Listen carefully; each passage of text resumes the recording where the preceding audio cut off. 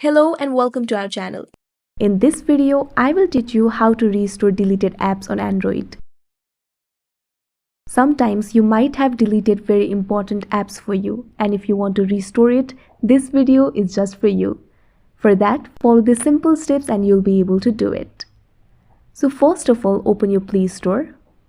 Now tap on profile icon in top right corner. After that, tap on Manage. Then you can see the installed section. You have to tap on that. Select Not Installed. Now Uninstalled app will appear. Now you have to select the apps that you want to re-download and tap on Download.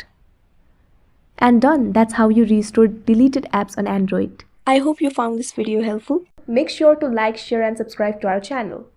Thank you for watching.